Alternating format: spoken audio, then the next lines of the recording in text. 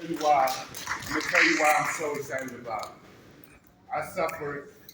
I suffered with the disease of addiction for 50 years.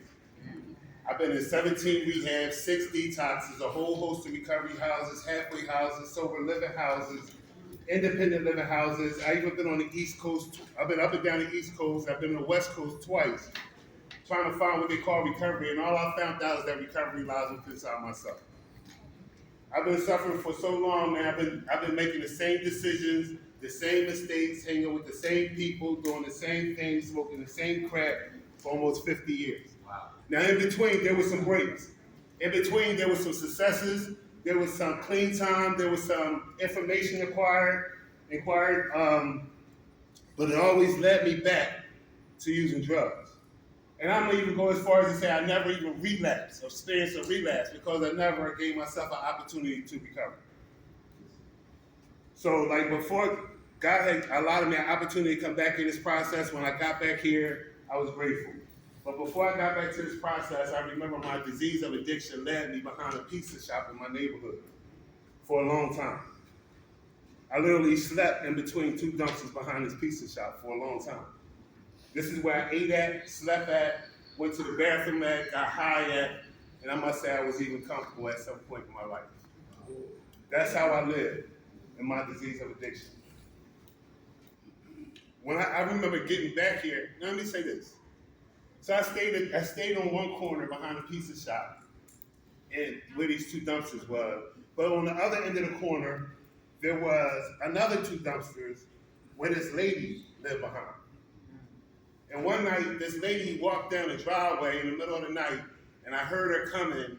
And when she got close to the dumpsters, I remember her laying in between the dumpsters, and I lift my head up, and we met eyes. This lady looked at me and said to me, "You're a fucking bum." So my first response was, how is a bum gonna call a bum a bum? But my second response was, maybe, just maybe, she might be right. And for the first time in a long time, I realized and I seen myself differently. My perspective of how I seen myself was a little different. Did that stop me from getting high? Absolutely not. I continued on to almost the end of the road. And at the end of the road for me, my mind was telling me that it might be a good idea if I wasn't on this earth no more. And at that time, I formulated a plan. And I came up with a purpose. And I remember going behind my high school, maybe 3 o'clock in the morning. And behind my high school was a park. Across the street from the park, there was a row of houses. And all the houses was blacked out except one. At the top of the house, there was a light on, and I kept looking over there to see if somebody was looking at me. And I looked so long, got tired of looking, and I said, fuck it, let me do what I came here to do. And I remember pushing the trash can up against a tree. And I stood on top of the trash can, and I took my jacket off, and I wrapped one sleeve around the branch real tight. And I wrapped the other sleeve around my neck so tight it was hard for me to breathe.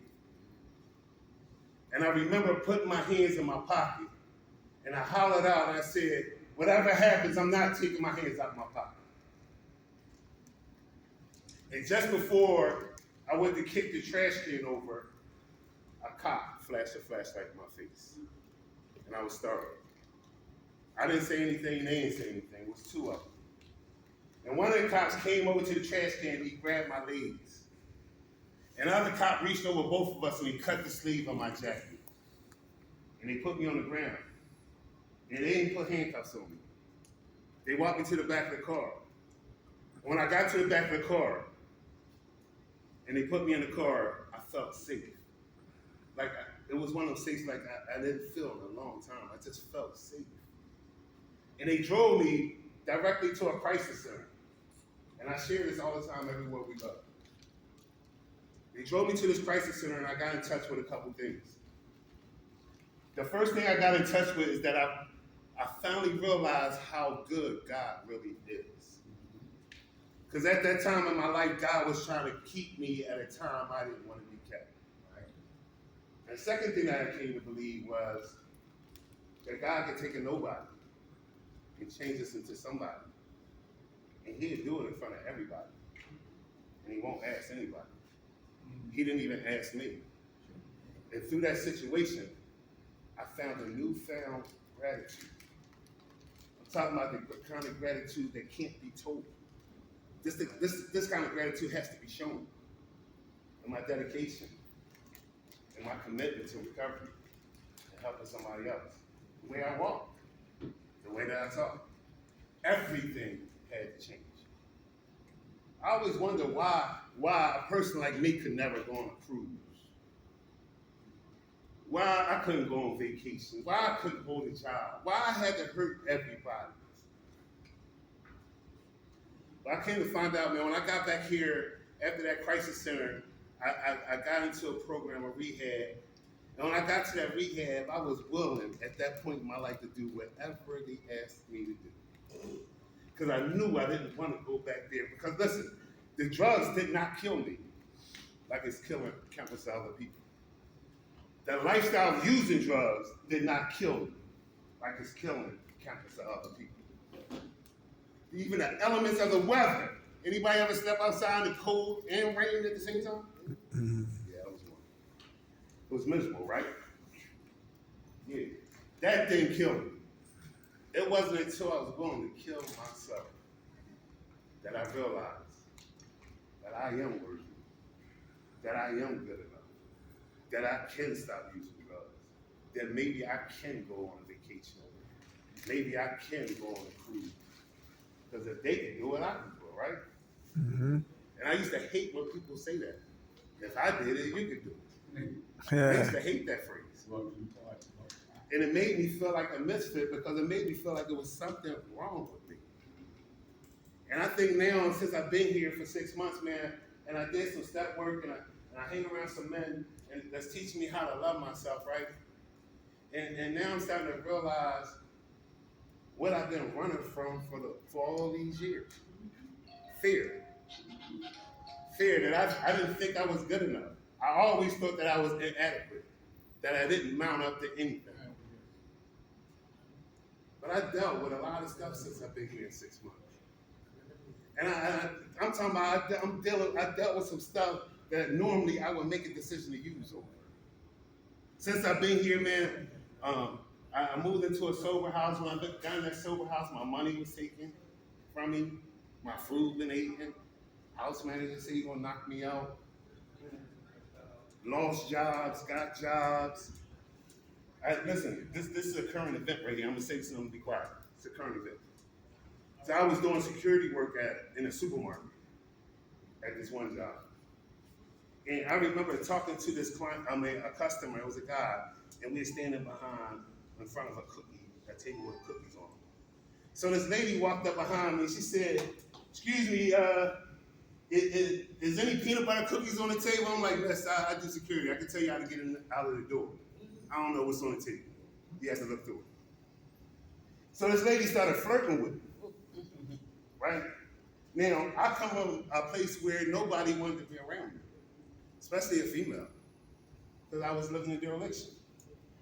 So this lady started flirting with me, so I said, let me see if I still got it. So let me flirt back, right? Just to see what I can get. So anyway, the lady started talking a lot about God and how God is so good. And at this particular time, I was plugged into the source. I'm talking about God. It kind of like filled me in. And I gave her my phone number. So this lady offered me to go out to lunch, treat me out to lunch. So she picked me up and we go out to Golden Corral, all you eat buffet. And the whole conversation was just all about God. So I'm making my plate. I put some baked fish on the plate. She put whatever on her plate. And we go to the table, sit down and eat. So I went to cut a piece of the baked fish to put in my mouth. And as soon as I put it in my mouth, she said, "I wish you could eat me the way you eat me." Oh, shit. I said, "Well, what happened to the God talk?" So I played it off. Because now I'm feeling like a trick, a prostitute, all uncomfortable. We eat. I get in the car. She got one hand on the steering wheel and trying to pull my zipper down at the same time. Then she made a statement, if I don't let it happen, I'm going to put you out on my way and lane horns. So I don't know what to do, so I let it happen. And she using it as a stick shift. I don't need to be too graphic, but I'm telling you, this is how I get her, because I look at the details. I was so uncomfortable. I didn't even get excited, right? Then the next day she called me. I couldn't wait to get out that car. She called me the next day. She said, listen, I know you work and you do a lot of groups all over the place, and where am I going to fit in all this? I said, I can't answer that. She said, well, you're going to have to make a choice. It's either going to be your recovery or me. I said, let me think. See you later, fuck bye.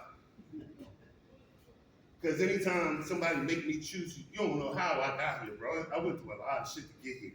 Mm-hmm. You don't know how I got here. You don't know what I went through to get here. Mm-hmm. If you make me choose between my recovery and you the first person I'm going to rob. I'm going to rob you. It took me a long time to get here. Mm-hmm. And it cost me a lot of money to get here. And I hurt a lot of people to get here. Mm-hmm. And I endured a lot of pain to get here. And you're going to make me choose and I only know you for a couple hours? You got to go there. You got to go. That's my, so let me stop. That's my recovery wife right there.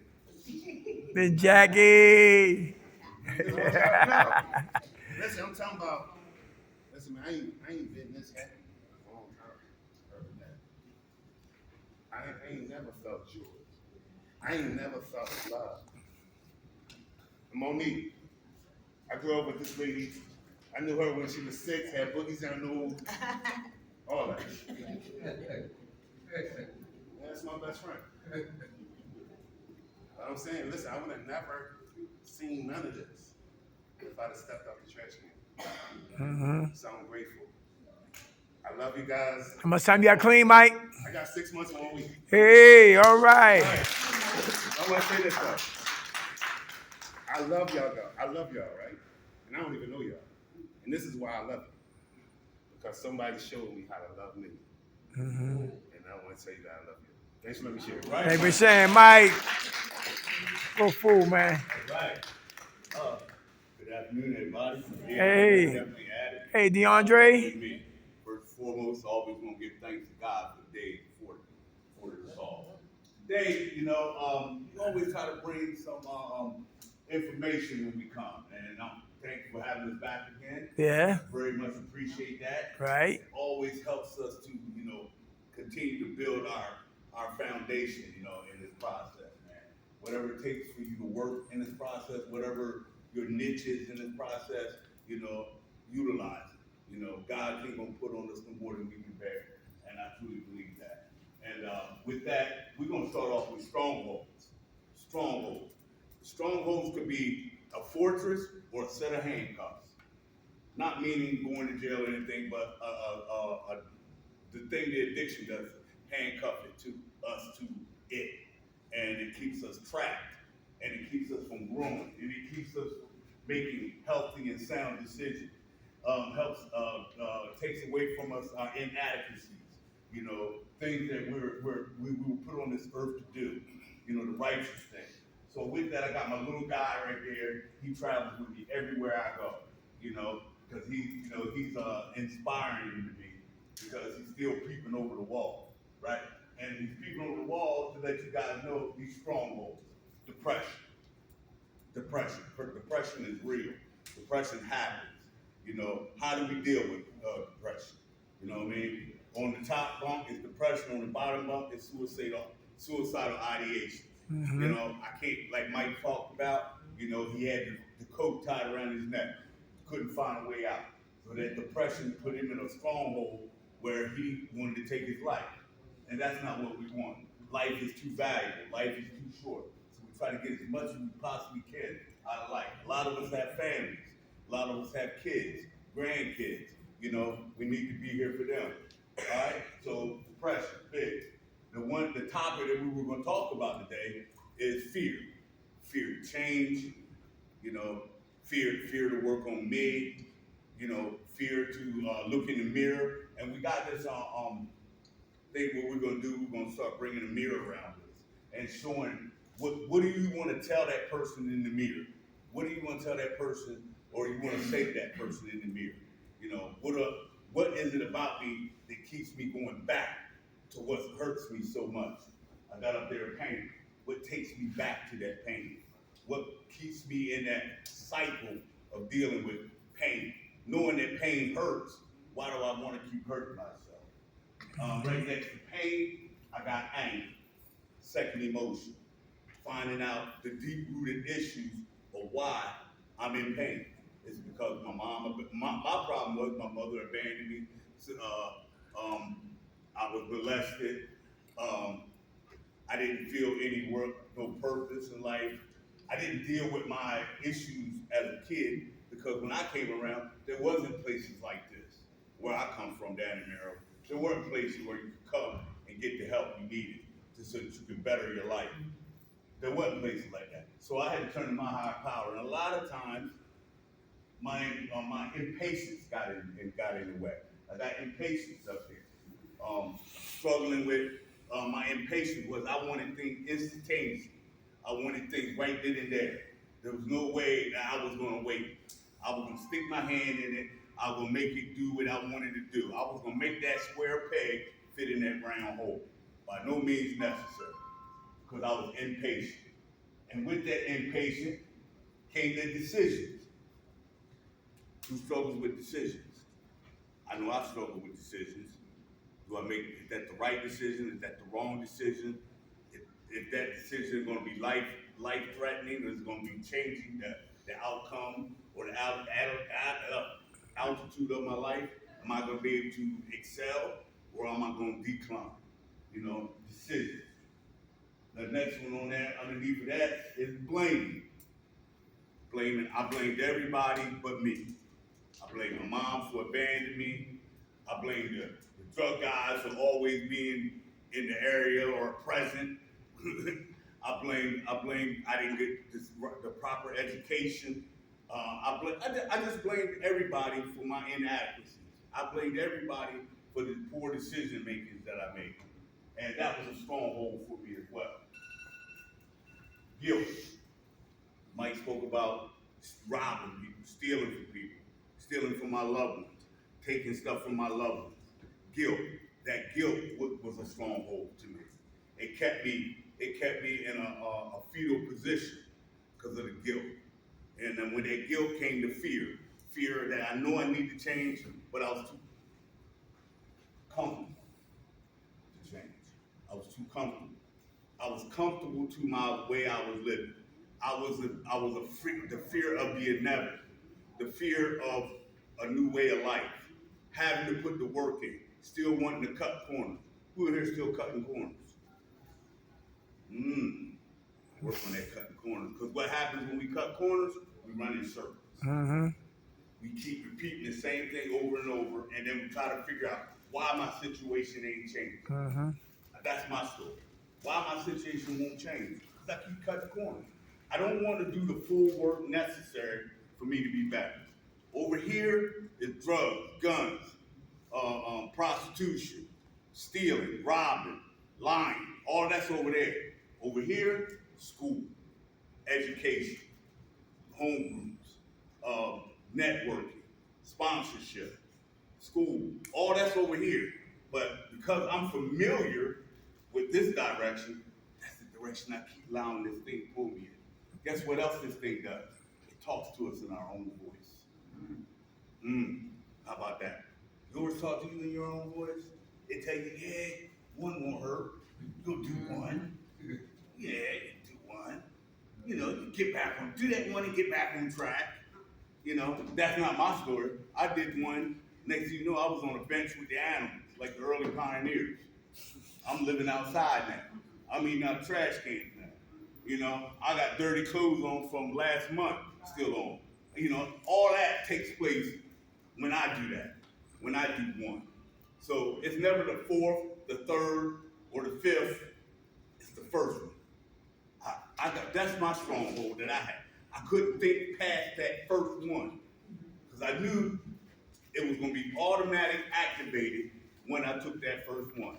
But guess what? I wouldn't reach out for help. I wouldn't talk to anyone. I wouldn't ask anyone. I wouldn't run up past anyone because I knew all. And that was my ignorance. Got in the way. Another big one on the board. Lazy. Who in here lazy? Who in here lazy? Not meaning I won't clean my house, I won't cook the dinner, but I'm lazy. Man, it takes a lot of work to stay clean. It takes a lot of work to show up. It takes a lot of work to be responsible. Am I willing to do all that work that comes with it? Well, it's just easier for me to just pick up and go back to that life, right? For me. Now, the problem is with that voice, it starts whispering. Whispering. And then it starts talking. And then it starts yelling. And when it starts yelling, that's when I get lazy. Because when it starts yelling, I want to quiet that beast. So in order to quiet that beast, I gotta start networking. I gotta find my supports. I gotta put people in place to help me. I gotta ask for help. But I'm lazy. If I do that, I mean I gotta tell these people all about me. I gotta read, I gotta write stuff, I gotta journal, I gotta do all this stuff. So that voice will quiet itself down. So it's just easy for me to just go and reactivate the machine and fall back into that crippling position that I'm in.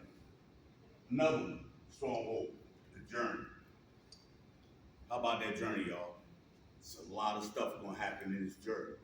We're gonna be disappointed, we're gonna be let down, we're gonna be lied to, we're gonna be led astray, we're gonna be talked to badly, family's not gonna be ready to accept us. There's gonna be all types of things that are gonna happen in this journey. And how do I deal with the journey?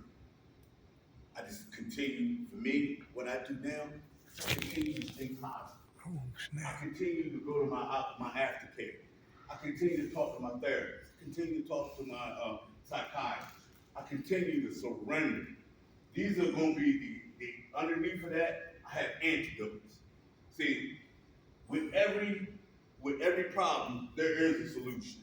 10% of it is the problem, 90% of it is what I'm going to do about the problem. Okay? So the 10% up top is the problem. Loneliness. Who here deal with loneliness? Are you really, is it really loneliness or you just alone? And you get too confused. Possibly. You just lonely. Okay? But you're not alone. Guess what? There's plenty we can do. We can go to meetings. We can talk to other recovering people. We can read. We can journal. We can do all these productive things that help us stay off the plantation of active addiction. Because why we call it a plantation? Because it's slavery. Because we're slave to that drug.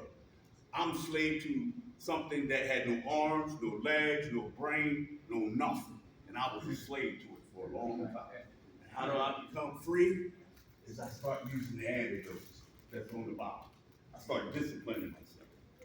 I start sacrificing. Now it's letting go of the things that I need, that I don't need. And try to, look, I took the word try out my vocabulary. Achieve the things I do need and work toward that goal. Putting simple goals in place every day. Working and striving toward them. Don't let no one distract you. I didn't put distraction in there. Another stronghold. Who's got distracted? Who's got that person that sits in the group, ain't doing nothing, don't want nothing, don't want to see you with nothing. So what they do? Keep talking and complaining and saying all kinds of goofy things to kind of take you off of what you're trying to do. And when you tell them you don't want to be no part of it, then they think you better than they is. Then you got to hear that. So guess what? Maybe I am. Maybe I ain't. But guess what? I need this food so it can help me grow, so I can get out from beneath the shadows of the past. so I can live better. So my quality of life is better. My empowerment strengthens. You know, my mindset changes. And I can strive for better. Another one up there. Stress. What about stress? Stress is big? Big for you? Yeah. Because I start piling a lot of stuff on my plate. We still piling a lot on their plate, and we clean. Knowing that we use over feelings and emotions, I start putting all this stuff on my plate. I start getting frustrated. I start getting aggravated. Now I want to calm the beast. Because he's going to show up, ladies and gentlemen. Each and every day that we become clean and sober, working and striving toward our goal, things are going to show up. You're going to have ripples, conflicts, all that shit is going to show up. Excuse me saying that, but we're learning not to use language like that. Professionalism. So, I'm gonna go from that to behavior. Big one. Behavior is a real big one. My behavior don't change, my situation don't change. And if my situation don't change, I find myself right back in the situation I just walked out of. What I do in here plays a part on how I live out there. The people I surround myself with that are not working on them has to change. My mindset, God up there, has to change. My perception, the way I see things, spiritual eyes and worldly eyes, has to change. Because we trust in a higher power, don't we? Yeah, we trust in a higher power. And whatever your higher power might be. You know, the car keys, your cell phone, the window seal, I don't know, whatever your higher power is. You know, you have to have something to lean on. You know, you have to have something to help you through those trying moments. Because those trying moments are definitely coming. And did I get through them all? I think I talked about decisions. I talked about anger, second emotion. Talked about the pain that we endure, blaming people. After we get done blaming people, what else? Oh, I got one for y'all. Why is it we keep blaming the devil for everything? Why is that? Huh? He's popular. He's popular. Yeah, he's an easy guy to blame, right? He's very easy to blame. Why can't we blame ourselves? Because we're 100% responsible for the way our lives turn out, right? We're given free will, right? So why is it that every time something goes backwards or sideways, that devil did it? The devil did it. We sound like we don't take no offense, but then we start sounding like kids. Mommy, he did it. I didn't do it. You know? So I had to get out from underneath blaming people for my situation. And the last, but not least, I got 13 months and 25 days. All right. God bless. Good job, DeAndre. And that comes from those things that are on the bottom. But guess what? My relapses were necessary. They were very much necessary. They had to happen. Yours had to happen. But guess what? Like I said, 10% of it is the problem, 90% of it is what we do about the problem. So my situation happened. I can't change the hands of times, so I have to move forward. And I call that one the cucumber syndrome. Anybody heard of the cucumber syndrome? Okay, the cucumber syndrome, and I'm gonna hand it over to Derek. The cucumber syndrome is when a cucumber goes through its transformation into a pickle. That's when I realized I've been pickled, y'all. But once I got pickled, I realized there's so many good things that a pickle can do. It tastes good on cheesesteaks. It tastes good on cheese. It tastes good on potato salad. It tastes good on what else? On a hot dog. Pickle, just because I got pickled in this process, don't mean that I let that process stop. I took it from there. I took what that pickle can do, and I know the good things that come out of that pickle, and that pickle allowed me to stand before you all today with 13 months and 25 days clean. I'm grateful for that being pickled. Thank you, I'm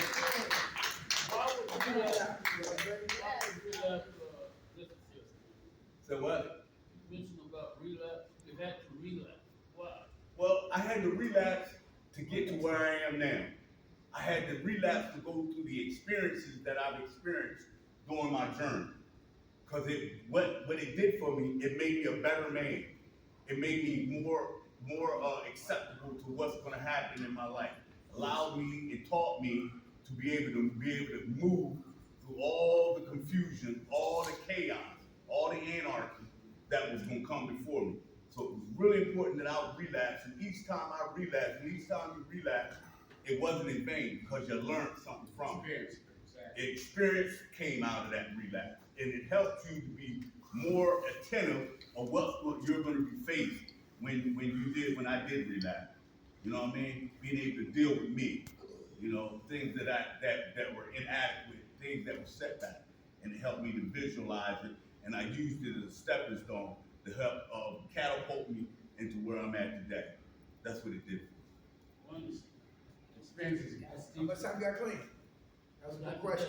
Huh? Give it to him. All right.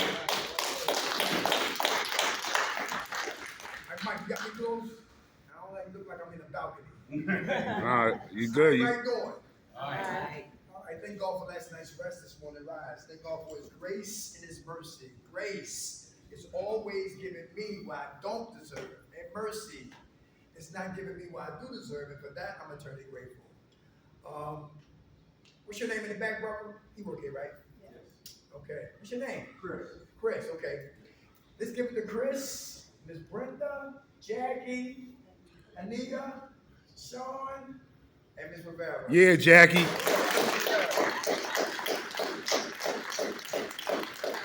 Miss Brenda, give me a hug.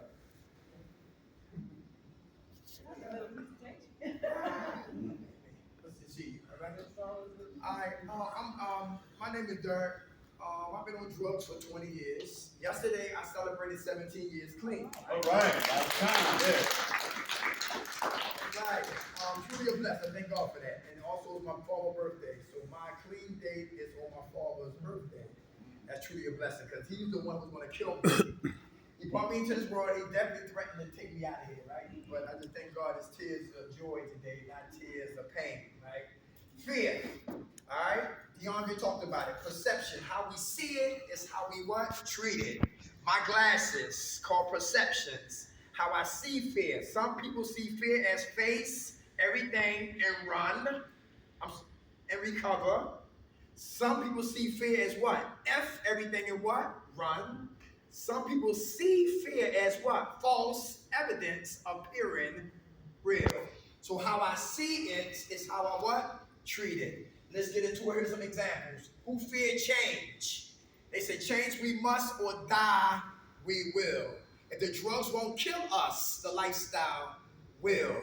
Who fear change? Who want to be the same person but staying clean? Does that work? Does that work? So we got to what? Change. Who got bad attitudes in here? Right. Anybody want to speak on that? Anybody will cut you verbally. Their tongue is like a machete. Anybody know what I'm talking about? You're quiet in here. Tough crowd. Yeah, who's stealing? Who's stealing here? Who need to change from stealing? You got money on you and you go into Walmart or go into more Family Dollar. They almost gone, right? But you find yourself walking in with money and leaving out without paying for it. Anybody here know what I'm talking about? Mm-hmm. Yeah, thank you. This is not a witness protection program, all right? I'm not a cop. I'm not wired for sound, all right? We just talking about some things that we need to what? Change. Who gossip in here? Who in everybody else's business except what? Your own. Anybody? Somebody lying. We all gotta change. Everybody hear that? Who gotta change their underwear?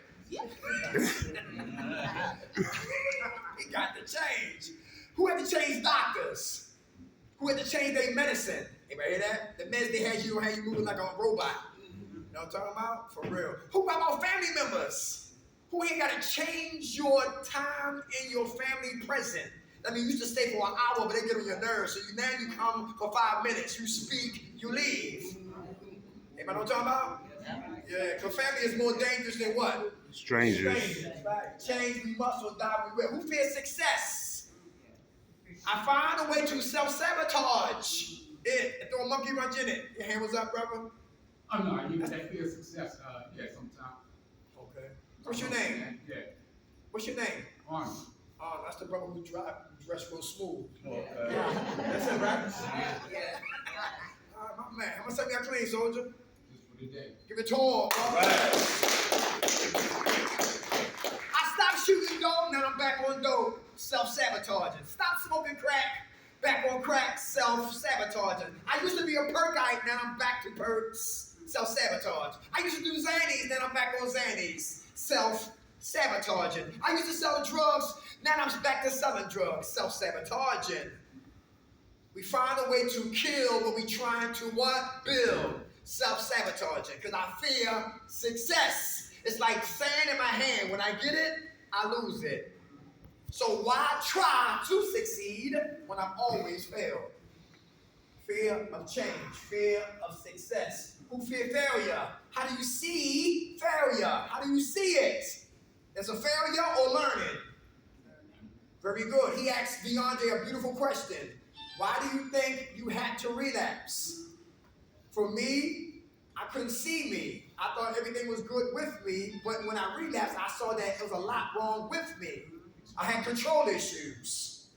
I was a fault finder. I was a busybody. I was a whore. I knew that. Why I knew that? but all those things in me, right? I ignored them. But it took me to relax to start to what? Expose them, and to identify them, and to address them, and to uproot them, and substitute them with something spiritual. I'm not 100 degrees well. I don't walk on water, all right? Listen, I'm human just like you. And we all will go to our graves imperfectionists. Is that true? Yeah. Right, but we got to get better with those things that always keep us what? On the plantation of using. All right, so failure. Who lost and was still winning? Anybody know what I'm talking about? Yes. Who took a loss and still won? Yes. Why not winning? I saw your hand. What's your name? Huh? Justine. You want to speak on that? Took a loss, but you still win? All right, you don't want to speak on that? It's all right. How much time you got clean? Keep it tall. I saw your hand. I took a loss because I lost myself. And when I came into recovery and took heed to all the boundaries and what I had to do, I won. I got 13 years back. Come on.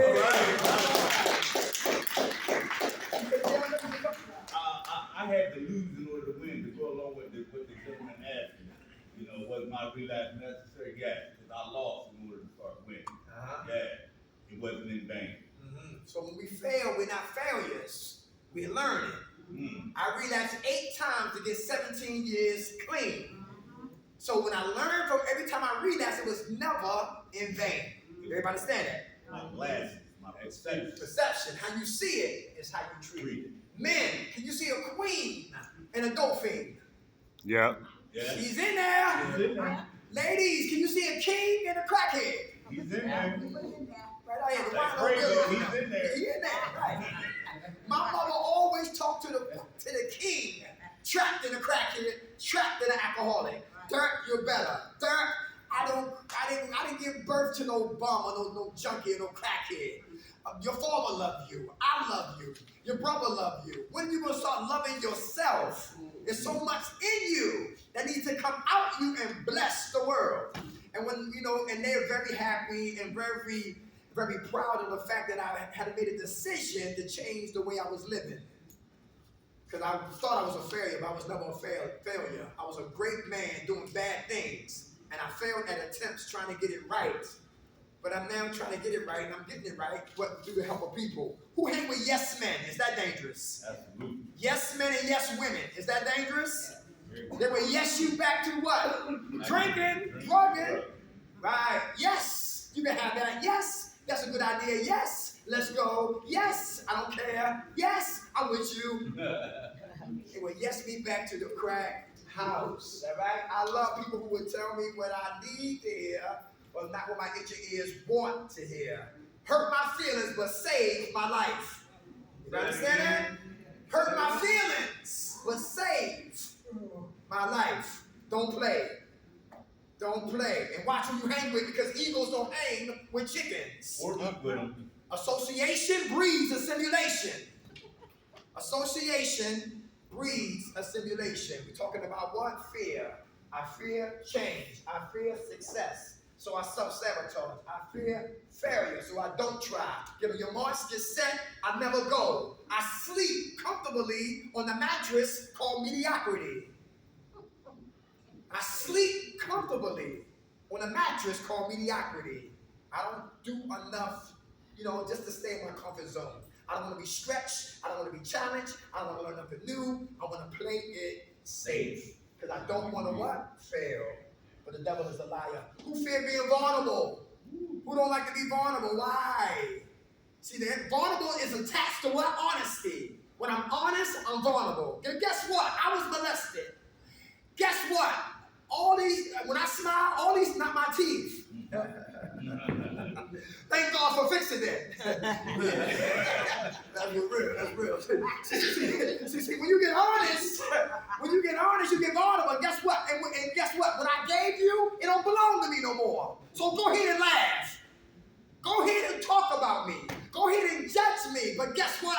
I'm free. And it took me a long time to recover because I used to worry about the opinions of other people. Amen. And people's opinions are more powerful than a bag of fentanyl and drink. Because I'm worried about what this table thinking, what that table thinking, what Chris thinking, what this table thinking, what that table thinking, what he thinking, what they think. And by the end of the night, I don't know who the hell I am. Because it takes no energy to be what? Us. But it takes all the energy in the world to be somebody we ain't. So today, I don't come to be liked. I come to recover. Everybody understand that? Who got family members they hate when you start to get your life together? Yes, become provocateurs, stressors. How long you gonna be home this time? Placing bets on y'all recovery. They don't like the fact. Who know about junkie discount prices? Dirk paid your house for $30. Junkie discount prices. So when you're honest, you're vulnerable. And we gotta learn to get honest. If you feel like getting high, talk about it. Everybody, you wanna smack somebody back to Kensington? Talk about it. You wanna steal, you wanna sell drugs, you wanna do anything that's illegal or negative or unrighteous or unmorally. Talk about it. Because it dies in the light of exposure. How about who afraid of the unfamiliar? Who fear the unfamiliar? Anybody want to speak about that? Something out of our comfort zone. I know how to cuss. I know how to fight. I know how to sell drugs. I know how to carry a gun. I know how to load a gun. I know how to get rid of the gun when the cops is there. I know how to do dummy bags. I know how to die. She know how to spin on poles. I know how to throw money in the air to let it rain. Listen, I know how about stolen cars. I know about probation. I know about going to jail. I know about parole. I know about probation. I know how to die. But I'm learning how to live. The unfamiliar. It's like a woman who get beat by her man. Or women, because women are abusive just as like men are. Is that true? Yeah. Without a doubt. So your spouse is beating you. And he said, won't you leave them? Won't you get help? But some people stay. Why do they stay? When they know it's toxic, when they know it's painful, when they know death is coming. Yeah. And some people won't leave because maybe he's the breadwinner. Maybe if she leaves, he might find her, like Sleeping with the Enemy with Julia Roberts. You know what I'm talking about? And he said, like, you run, I'm going to kill you. And there's a lot of things that make her stay when everybody knows that she should what? Leave. Who never heard the word I love you? But when you heard it from the wrong person. You know what I'm talking about? I never heard somebody tell me they love me. But when I finally heard the words I love you, they abused me. And I thought that was the definition of love. And the next man or the next woman who come in our lives, we got to treat them like what? Because we think that's a what? A form of what? Love. Got the wrong definition. Fear of what? The unfamiliar. What's another? Who fear being clean? Who fears sobriety? That's big. Because like DeAndre said, recovery is a lot of work. It takes a lot of work to change this right here. What's this, ladies and gentlemen? The nut farm. This is the psych ward. Midgets up here, clowns up here, high wire acts up here, explosion, night throwers, all up here in the zoo. You never come up here unsupervised. If you're a Muslim, the Quran need to be here and stay here. If you're not, the word of God need to be here and stay here. You Buddha, recurring Dharma, here, right here. You Jewish, the Torah. NAAA, those books got to stay here in the mind to start cleaning up a sick, stink mind. Because reading changed the way you think. Is that true? Yep. Without a doubt. All right, that's real. Sobriety. Who fall in love with being sober? Anybody? How you know? Want to talk about that? Yeah, because I'm living a good life, I'm living my best life, and I'm doing my plan, my goals. Yes. Very It's good. good. All right, very good. Praise God. 13 years. Anybody else? Come on. Sobriety, got to fall in love with being sober. Why is that important? Why is that important? You got to love sobriety like you love alcohol. Got to love sobriety like we love those pills. Got to love sobriety like I love Coke. Everybody know what I'm talking about? Because it opens the door to a lot of good things, man. And if I'm clean and sober, I'm able to hold on to this thing. It teaches me to be able to be to stabilize and be able to have a foundation and be able to enjoy it. It's beautiful when you can take yourself out to dinner. Knowing how much, come on, knowing how much money you got in your pocket when you wake up. Knowing Taking you're not, yourself to a movie. come on. Enjoying life. Being able to go to an event and not be standing there like a statue. Yeah. Because you're scared of everything. Right. Nah, man. Yeah. Well, it's nothing like it. Anybody hear that? It's beautiful on this side. It's beautiful on this side. Listen, I got a lot of, look, we got, let's say this real quick, because I know we get to the finish line. We got rejected today by 2 programs. Programs that we used to do groups for. Pyramid and, what's the other one? Living Green. One in Bensalem, one in what? Langhorne. When we start asking for money, they said, no thank you. Thanks for coming. And Mike is a good example of how to handle rejection. And I learned, took a page out of his book today, and I said, thank you for the opportunity, for the time for us, having us the time to facilitate at your facility, right? Because rejection is a part of what? Life. Very good, all right? It's very part of life. So when God closed one door, guess what? He opened up another one. Very good. So sometimes I get all in my head. Who gets straight up on stress? I get in my head and I get angry. How dare you tell us no? We care about what? The clients. See, when the head is sick, the body follows. And what gets me mad too, so you see how Brenda comes and Jackie come and the staff comes to the groups and Chris is here, right? Some people we go to, they don't show up. They be at the Oval Office or wherever they at, outside playing golf. I don't know where they be at. And they always send representatives to observe our groups. No, you come. Because people can what? Because like if I whisper in this Jackie ear, by the time they get back to me, it's going to be what? All different. That's right. So the people who write the check, the people who want to tell us yes or no, show up to our groups and see we're passionate, to see we care, to see we creative, to see we listen, to see we come to help, to see this is what we do 24/7. To see we're passionate, to see that we're concerned and we care and we dig deep and we bring the best out of people. We motivate them, we empower them, we equip them. This is what Minds of Men do. This ain't no games. I leave here and I got mad bills up the kazoo. You know what I'm talking about? For real, but love for the people, love for you, love to see people blossom, love for me. Right? Help us keep coming. We've been coming to Horizon House like since 2015.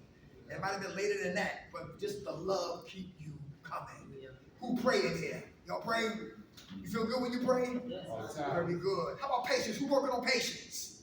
Is that important? Very important. Very good. What happened to the man or woman who lose patience? What can happen? Impatient. Impatient. All right. How about Who had drug dreams? Drug dreams? Drinking dreams? You? What's your name? Lillian. Lillian. All right. You get high in your dreams, or you wake up before you get high? You want to talk? Do you wake up mad, glad, or confused that it was just a dream? How do you feel when you wake up out of the dream? Confused. Confused? Anybody else feel like her on drug dreams and drinking dreams? Be honest. Come on, y'all. Okay. Okay. Do it motivate you to what? Stay away from it, or the desire to go back to it? Because that's how I look at dreams. Either I thank God I'm out of it, or I can't wait to get back to it. How we see it is how we treat My it. drug dreams are always ridiculous. How much time you got clean? How much time you got clean? Today's all right. Just a day. Hey, give it to him. Right. Listen, there's another thing too about us. Yo, never fear to put your hands up or talk when we come in the building. She told me, listen, we don't judge nobody in here. We're not better than nobody. The disease of addiction wanted to put Gorilla Glue on all our lips. So we'll never speak up. Oh, but when it's time to eat some pizza or to go for a raffle. I talk about raffles, I talk about eating, but while I go home to hell, mouth shut. I feel like drinking again, mouth shut. I want to get high because hell is home. Mouth is shut. But to talk anything else, no problem. So when you see us, man, listen, we all live in glass houses. Nobody should be throwing those stones. We all trying to recover. We all trying to hang in there and not to give up. And going through all the madness that life always presents us from A to Z. Stay in prayer, stay patient, persevere through all storms. Stay what? Honest. Stay honest. Recovery doesn't move, blossom, get fertilized until we get what? Honest. Who still want to get high? That's good. Nobody feels the urges to get high? All right, that's good. How about forgiveness? Let's go there. That's your buddy, Mike. Give it. You about to leave? All right. God bless Love you, you sis. too. Take care, all right? We're gonna do the raffle in a minute. Hey, real quick. Forgiveness. Who working on self-forgiveness? Is that important? That's very good. Why? All right. What happens if I can't forgive myself? What can happen? Can I get high again if I don't forgive myself? Very good. Sis right here, what's her name? Denise. Hey, how you doing, Miss Denise? You working on, you had to forgive you one time before? My children forgave me when I used to get out. Anybody hear that? Her kids forgave her. Very good. That's awesome. How much time you got clean? Just for the day? All right. Come on, brother. One thing with me, and I heard a lot before insanity, keep on doing the same thing, expecting different results. And me, I'm not going down that road to insanity. Keep on doing the same old thing and expect different results. Right. And that's pretty much with anything. You know what I'm saying? And that's how I live today. Keep on doing the same old thing and we still get the same results. You heard that in the back? Insanity. Right. Don't change nothing. Trying to do the same thing I've been doing, expecting different results. What's your And name? another thing too, with my experience in life, everything's a one-shot deal, pretty much. And if you don't, I'm not saying with everything, but something's gonna make a difference in your life. It's gonna come around once. And if you blow it, boom. And it might not never come back again. You know what I'm saying? That's one thing I learned. Always be ready for that one-shot deal. Okay. Because if you ain't ready, Miss your opportunity. yeah, well, that's what I'm talking about. What's your name? Opportunities, huh? What's your name? Donald. Opportunities don't come a whole lot. And so, if you're not ready, bye-bye. How much time you got clean, bro? Because I don't count time. You Okay. know what I'm saying? I've seen a lot of bad years. I did drugs for a very long time. for that. Alright. All right. But at the same time with me, I enjoy getting high. To tell you the truth. I like this. I always had money. Really? But I always knew, I always wanted to live a certain way, even getting high. I did. You know what I'm saying? And it's, what made me basically stop, my body didn't want me. So I'm not gonna go on body drugs and take a hit and stuff and catch it, keep on doing the same thing. That's insanity. That's what made me literally stop. The body didn't want me. Do drugs. Started drugs at 30 years. Yeah. I started getting high late. And all of a sudden the body said, that's enough, Dad. And that was it. Even though I tried, not happening. I don't care how long I've been clean, whatever, body don't want me to work, Dad. It's over. And that's what happened. Body said no. And I might have not accepted it. That's the way it is. You know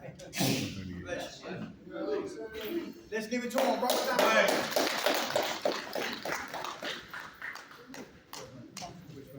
And last thing, y'all love yourselves? Yes. All right, we love y'all too, man. Thanks for listening, okay? Thank you. All I know I got to say a few things, but before we start, I know that's what all y'all waiting for, right? right.